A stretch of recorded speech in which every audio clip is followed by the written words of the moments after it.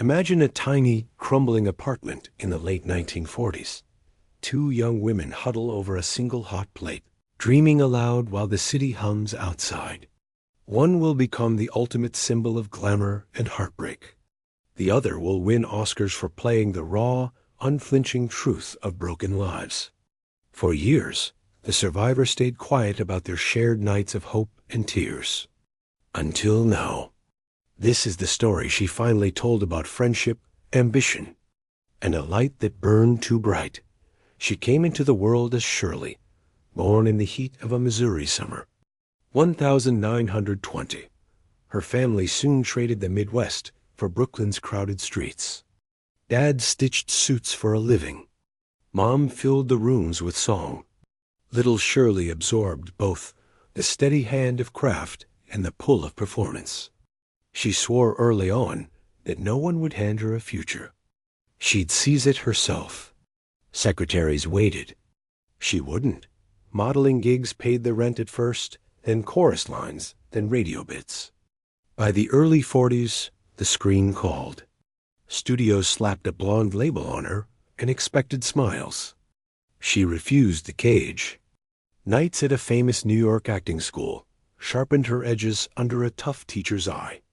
She learned to dig until emotions bled real.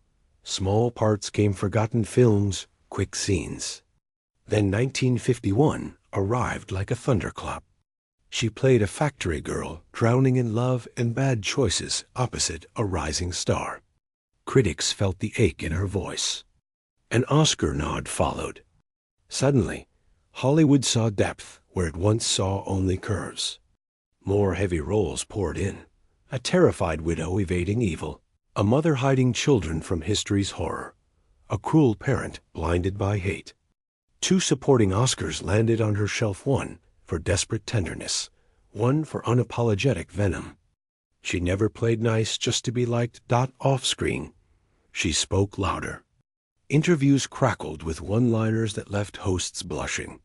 She aged without apology, took parts that scared younger beauties away, and kept working into her 70s. 4 marriages colored the tabloids. The first, to a soldier during wartime, gave comfort but crumbled under distance. The second, to a European actor, produced a daughter she called her proudest creation, yet cultural fires burned it down in 2 years. The third, to a charismatic leading man, sparkled publicly but exploded privately after 3. The fourth, quiet and late, lasted only months before death. But it felt like the calm harbor she'd chased forever. If this story touches your heart, please share it. Politics lit her up. Early civil rights. Women's voices, justice for the overlooked. She marched before cameras cared. 2 memoirs spilled the unvarnished truth. Fane's glitter hid knives. Love often demanded armor. And Hollywood chewed women up unless they bit back harder. But the chapter she guarded longest was the one about her roommate, the girl every man claimed to know. Every magazine reduced to lipstick and size.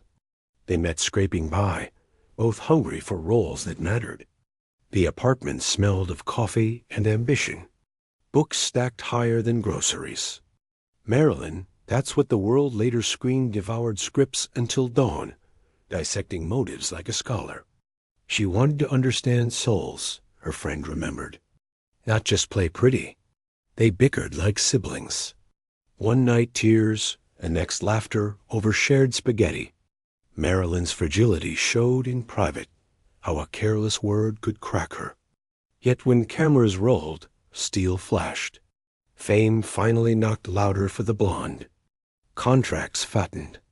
Flashbulbs blinded. Their paths split. One collected awards for truth. The other became the fantasy itself. Years on, the survivor watched the myth swallow the woman. She saw the late-night calls, the forced smiles, the men who wanted the poster, not the person. She knew the game better than anyone, she said, voice dropping. But kindness was her weakness. She trusted the wrong hearts. The plea still echoed, I don't want to be the joke. I want to be great. It never left her. Suspicion still lingers. Was it pills, pressure, or something darker that stole her at 36? Her friend refused silence forever. In interviews soft with age, she painted the real picture, the thinker behind the whisper, the artist dismissed because beauty blinded everyone. Given time, she whispered, she'd have stunned us all. The storyteller lived to 85. A heart attack stole her in the autumn of 2005. Failure finished the job that winter. She rests now under California's sun, scripts and secrets finally quiet, yet her words keep the light alive.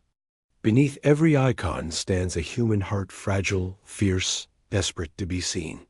Marilyn wasn't porcelain perfection. She was flesh, doubt, and fire. And the friend who knew her best made sure we'd never forget. If this moved you, hit like, subscribe, and share her truth. Let the real story outshine the myth.